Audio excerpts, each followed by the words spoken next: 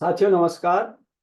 गिरीश चंद पांडे पुनः आपके समक्ष एक ज्वलंत मुद्दा लेकर आया हूं और आज का मेरा मुद्दा जो है देश की आधी आबादी का प्रतिनिधित्व करने वाली महिलाओं के सशक्तिकरण से जुड़ा है।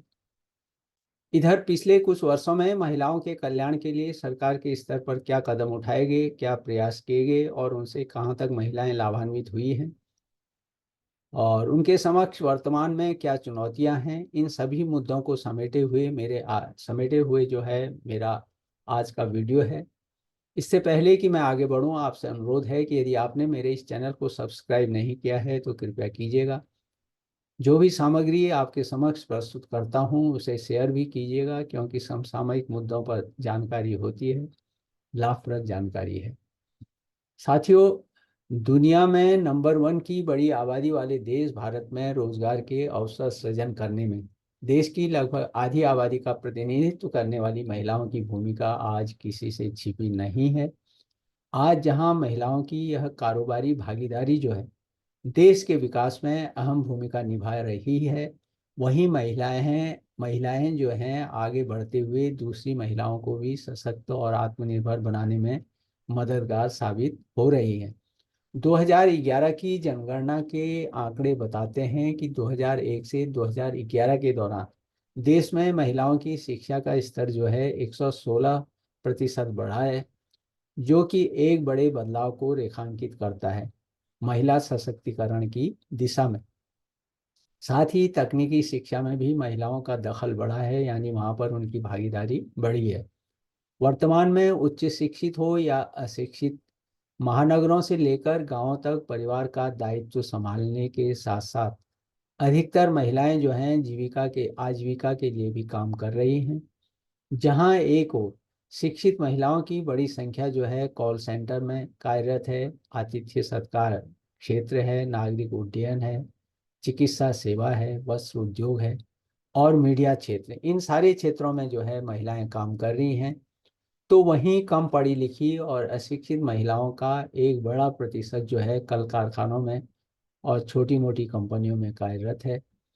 कुछ समय पहले women entrepreneurship in India powering the economy with her report के मुताबिक महिलाओं में उद्यमशीलता को यदि प्रोत्साहन दिया जाए तो देश के आर्थिक और सामाजिक परिदृश्य में काफ़ी बदलाव आ सकता है, ऐसा इस रिपोर्ट का कहना था।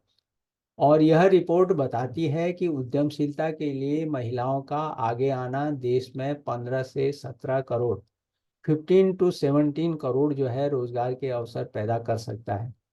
एक शोध रिपोर्ट के मुताबिक अगर भारत में महिलाओं को पुरुषों के बराबर रोजगार में तवज्जो दी जाए तो अर्थव्यवस्था में बिना कोई आमूलचूल परिवर्तन किए भी जीडीपी जो है सकल घरेलू उत्पाद जो है 7 अरब अमेरिकी डॉलर तक बढ़ सकता है। साथियों, भारतीय कार्यबल में प्रत्यक्ष श्रम शक्ति में अगर हम देखें 40% और अप्रत्यक्ष श्रम शक्ति में 90% तक का योगदान जो है महिलाओं का है। राष्ट्रीय नमूना सर्वेक्षण एनएसएसओ का कहना है कि भारत के व्यावसायिक प्रतिष्ठानों में जो है महज 14% महिलाओं द्वारा संचालित हैं और इनमें से अधिकतर उद्यम छोटे स्तर के हैं और स्ववित्त पोषित हैं। देश में श्रम कार्य में महिलाओं की भागीदारी जो है अभी 23% से बढ़कर 37% हो गई है। और खुशी की बात है कि आज महिला स्वयं न केवल अपने जीवन की स्क्रिप्ट लिख रही है बल्कि समाज के समक्ष भी एक आदर्श उदाहरण प्रस्तुत कर रही है। फिर चाहे वह क्षेत्र जो है शिक्षा से संबंधित हो, स्वास्थ्य हो, रक्षा हो, समाज सेवा हो, राजनीति हो, खेलकूद, अंतरिक्ष। कहने का मतलब यह है कि इन सभी क्षेत्रों में वे अपना परचम लहरा रही हैं। और नागर विमानन क्षेत्र को ही अगर हम लें, भारत में अन्य विकसित देशों के मुकाबले जो है सर्वाधिक महिला कमर्शियल पायलट हैं। आज न्यायपालिका में भी महिलाओं की भागीदारी जो है एक नया इतिहास रच रही है। आज उच्चतम न्यायालय में नियुक्त कुल 33 न्यायाधीशों में से 33 जो न्यायाधीश हैं उनमें से 4 महिला न्यायाधीशों की उपस्थिति जो है न्यायपालिका के इतिहास में आज तक की सर्वाधिक संख्या है। और इन नियुक्तियों में भविष्य में जो है एक महिला चीफ जस्टिस ऑफ इंडिया यानी सीजेआई का बनने का मार्ग भी प्रशस्त हुआ है। इसके पीछे जो है जो श्रेय है, क्रेडिट जो है जाता है, वह महिलाओं की साक्षरता दर में बढ़ोतरी और उनकी आर्थिक रूप से स्वतंत्र व आत्मनिर्भर बनने की चाह को दिया जाता है। साथियों, नेशनल फैमिली हेल्थ एंड सर्वे के निष्कर्ष बताते हैं कि देश में पहली बार महिलाओं की संख्या पुरुषों से ज़्यादा हो गई है। वर्ष 1990 को अगर हम लें, देश के 1000 पुरुषों की तुलना में महिलाओं की संख्या 927 927 थी। जो आज पुरुषों के मुकाबले महिलाओं की संख्या हम देखें तो 1020 हो गई है। इसका श्रेय प्रधानमंत्री नरेंद्र मोदी के 22 फरवरी 2015 को शुरू किए गए बेटी बचाओ बेटी पढ़ाओ इस महत्वपूर्ण अभियान को जाता है। यहाँ हम यह भी नहीं भूल सकते कि जीवन का पोषण जो है राष्ट्र का पोषण है। नीति आयोग की राष्ट्रीय पोषण कार्य नीति नेशनल न्यूट्रिशन स्ट्रेटेजी में देश को कुपोषण से बचाने की दिशा में महत्वपूर्ण पहल की गई और राष्ट्रीय स्वास्थ्य नीति की तर्ज पर बनाई गई इस पोषण नीति का उद्देश्य जो है पोषण को राष्ट्रीय विकास के एजेंडे में मुख्य भूमिका देना और मुख्य स्थान देना और 2030 तक देश से हर तरह का कुपोषण खत्म करना है।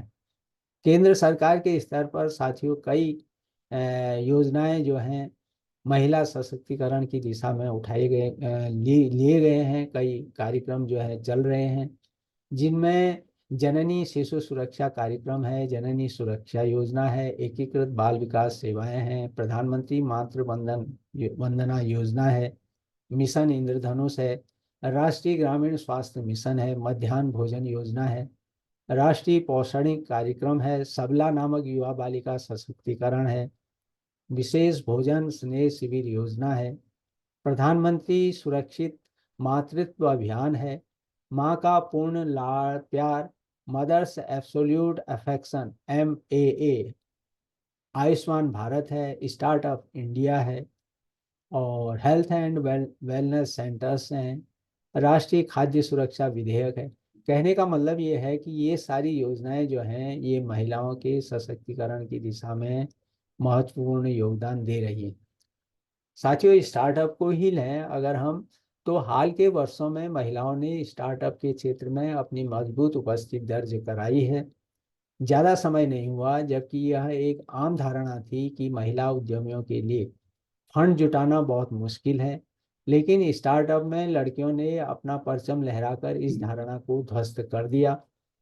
अक्टूबर 2023 में जारी women in startup ecosystem report यानी वाइजर WISER के आंकड़ों पर यदि हम नज़र दौड़ाएं तो स्टार्टअप इकोसिस्टम में महिलाओं की अगुवाई वाले स्टार्टअप जो है उसका हिस्सा 2017 में 10% से बढ़कर 2022 में 18% हो गया। लड़कियों की अगुवाई वाले स्टार्टअप कंपनियों की एक बड़ी खासियत यह होती है कि इनमें काम करने का माहौल जो है वीमेन फ्रेंडली होता है और यही कारण है कि पुरुषों द्वारा शुरू की गई स्टार्टअप कंपनियों के मुकाबले इनमें सीनियर पोजीशन में महिलाओं की संख्या औसतन 2.5 गुना ज़्यादा होती है। Indian institute of management Bengaluru जैसे इनक्यूबेटर्स तो आइडिएशन से लेकर इम्प्लीमेंटेशन तक हर लेवल पर लड़कियों को गाइड कर ही रहे हैं। इसके अलावा विमेन एंटरप्रेन्योरशिप प्रोग्राम WEP जैसे प्लेटफॉर्म भी हैं जो यूनिफाइड एक्सेस पोर्टल के रूप में देश के अलग अलग हिस्सों की महिलाओं को एक दूसरे से जोड़ते हैं और उनके उनमें आपसी अनुभवों का आदान प्रदान करने का अवसर प्रदान करते हैं। साथियों, केंद्र सरकार की नीतियों के कारण ही स्वच्छता अभियान से लेकर के हर घर शौचालय है, उज्ज्वला योजना है, हर घर नल जल योजना है, ग्रामीण विद्युतीकरण है, जन धन योजना है, कौशल विकास है, इन सभी के कारण भी नारी सशक्तिकरण का एक नया दौर प्रारंभ हुआ है और जिसका असर हम प्रत्यक्ष तौर पर देख भी रहे हैं। इसके अलावा महिला सशक्तिकरण की दिशा में उस समय एक महत्वपूर्ण मोड़ आया जबकि नारी शक्ति वंदन विधेयक जिसको हम महिला आरक्षण विधेयक भी कह सकते हैं, वह संसद द्वारा पारित किया गया, और जिस पर माननीय राष्ट्रपति से 21 सितंबर 2023 को सहमति उनका अप्रूवल मिल गया, और उसके बाद इसे कानूनी रूप दे दिया गया। इसके तहत लोकसभा और राज्य विधानसभाओं में महिलाओं के लिए कुल सीटों में से 1/3 सीटें जो हैं महिलाओं के लिए आरक्षित करने का प्रावधान है। और यदि हम भारतीय संसद में देखें महिलाओं की भागीदारी, तो इससे जो है अब उनकी भागीदारी बढ़कर जो है 181 हो जाएगी। लेकिन महिलाओं के संबंध में उक्त सभी उपलब्धियों के बावजूद महिलाओं की सुरक्षा से जुड़ी चिंता अभी भी जो है महत्वपूर्ण है। और क्योंकि असुरक्षित परिस्थितियों वाले माहौल में महिलाओं को काम करने से कभी परिजन रोकते हैं, तो कभी स्वयं महिला भी जो है नौकरी छोड़ने को विवश हो जाती है। इसलिए भारतीय समाज में महिलाओं को सुरक्षा प्रदान करना सरकार का सर्वोपरि धर्म है, या कहें कि उसका दायित्व है। इसके साथ ही सामाजिक, पारिवारिक और आर्थिक मोर्चे पर भी बदलाव की दरकार है। कारोबारी परिवेश में आज भी महिला नेतृत्व वाले संस्थानों के प्रति जो असहजता है और जो अविश्वास का माहौल है, उसे दूर किया जाना जरूरी है। और इसमें कहने में कोई संदेह नहीं कि इसके पीछे जो मूल पुरुष के दकियानुसी विचार महिलाओं के प्रति वो जिम्मेदार हैं। इसलिए स्वयं पुरुषों को इसमें अपनी ओर से पहल करनी होगी, और उन्हें महिलाओं के नेतृत्व पर जो है अपना विश्वास जताना होगा। साथियों, महिलाओं को संसाधनों के वित्त पोषण और कारोबार की सहायता के लिए मौजूद मौजूदा जो योजनाएं चल रही हैं उनकी जानकारी प्रदान करना भी जरूरी है। यहाँ पर शिक्षित लड़कियों का भी यह दायित्व बनता है कि वे स्वयं भी आगे बढ़कर अपनी तकनीकी तथा व्यावसायिक प्रबंधन की शिक्षा का उपयोग खुद के व्यावसायिक प्रतिष्ठान में करने की कोशिश करें, यानी खुद स्वयं भी अपना कारोबार बढ़ाने में करें। तो उससे क्या होगा, समाज में एक बदलाव आएगा तथा उनका समाज के आर्थिक विकास में और अधिक योगदान बढ़ेगा। इस संदर्भ में यहाँ पर यह गौर करने योग्य है कि उन महिलाओं को आर्थिक विकास से कैसे जोड़ा जाए जो निम्न मध्यम वर्गीय परिवार से संबंधित हैं। वे मात्र साक्षर हैं या अशिक्षित हैं, आधुनिक रूप से शिक्षित नहीं हैं, लेकिन उनके परिवार में आश्रितों की संख्या भी बहुत अधिक है, यानी उन पर परिवार को संभालने की भी जिम्मेदारी है। वर्तमान परिस्थिति में हमारे मुल्क में ऐसी महिलाओं की संख्या काफ़ी है।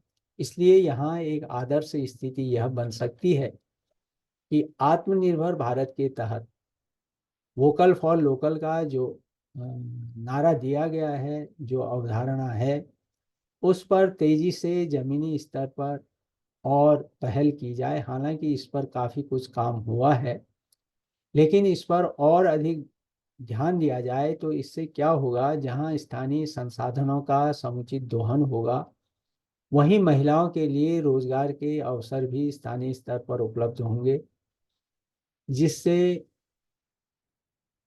पलायन रुकेगा और गांव से शहरों की ओर जो पलायन तेजी से बढ़ रहा है उस पर रोक लगेगी। स्थानीय स्तर पर रोजगार के अवसर पैदा होंगे, महिलाओं का सशक्तिकरण होगा, उनकी आर्थिक जो विषमता है उस पर चोट पहुंचेगी, और अंत में जाकर के देश की अर्थव्यवस्था को भी मजबूती मिलेगी। इस संदर्भ में सिलाई है, कढ़ाई है, पेंटिंग है, ब्यूटी पार्लर है, कुकिंग से संबंधित और भी कई तरह के प्रशिक्षण महिलाओं को दिए जा सकते हैं, और जिन पर काम भी हो रहा है। साथियों, प्रशिक्षण है, प्रोत्साहन है और वित्तीय सहायता, ये तीन चीज़ें ऐसी हैं जिनमें महिलाएं बहुत कम समय में बहुत कुछ समाज को दे सकती हैं और अपने को साबित भी कर सकती हैं। इसके लिए उच्च शिक्षा या एमबीए जैसी किसी डिग्री की भी आवश्यकता नहीं है। इसका प्रत्यक्ष उदाहरण झारखंड में पूर्वी सिंहभूम जिले के पटमदा के आसपास के गांवों की अनपढ़ महिलाएं जो हैं उनका यहाँ पर उल्लेख करना जरूरी होगा, क्योंकि वे हमारे लिए एक आदर्श एग्जाम्पल हैं। साथियों, इन महिलाओं के बनाए कपड़े जो हैं पिछले दिनों European master in tourism management के दीक्षांत समारोह में न सिर्फ शोकेस किए गए, बल्कि टूरिज्म की डिग्री के साथ छात्रों को बतौर प्रतीक चिन्ह इनके बनाए कपड़े बांटे गए। ऐसे अनेकों उदाहरण देश भर में हैं। और यहाँ पर हमें अंतर्राष्ट्रीय महिला दिवस 2024 की थीम को भी ध्यान में रखना होगा। इस बार की थीम जो थी, महिलाओं में निवेश करें, प्रगति को गति दें, यह थीम थी, जो इस बात की पुष्टि करती है। यह थीम जो है कि महिला और पुरुष के बीच समानता हासिल करने के लिए दुनिया में बदलाव लाना होगा। और यह तभी संभव है जबकि महिलाओं में निवेश किया जाए, यानी उन्हें आगे बढ़ने के समुचित अवसर दिए जाएं, उन्हें संसाधन प्रदान किए जाएं, उनकी सुरक्षा सुनिश्चित हो। और यदि ये सारी चीज़ें होती हैं तो कोई संदेह नहीं कि भारतीय महिला नित नई ऊंचाइयों को छूते हुए न केवल अपना विकास सुनिश्चित करेंगी, बल्कि परिवार, समाज और देश की उन्नति में भी अपना हाथ बटाएंगी, और जो निश्चित तौर पर देश के लिए भी एक आदर्श स्थिति होगी। तो साथियों, यही मेरा आज का मुद्दा था जो मैंने आपके समक्ष बांटा, शेयर किया। आप अपनी टिप्पणी अवश्य दें, पसंद नापसंद दोनों का मैं हमेशा स्वागत करता हूं। और जैसा मैं बराबर कहते आया हूं कि मेरी कुछ पुस्तकें बाजार में उपलब्ध हैं, जिनका मैं लिंक दे रहा हूं डिस्क्रिप्शन के साथ। यदि समय मिले, आप उनका अध्ययन करना चाहें तो कर सकते हैं, अवश्य लाभान्वित होंगे, ऐसी मुझे आशा है। तो इन्हीं शब्दों के साथ मिलता हूँ फिर एक नए ज्वलंत मुद्दे पर। तब तक आप सुखी रहिए, स्वस्थ रहिए, प्रसन्नचित्त रहिए। लेकिन मेरे आने वाले ज्वलंत मुद्दे का अवश्य बेसब्री से इंतजार कीजिए। तो पुनः एक बार नमस्कार।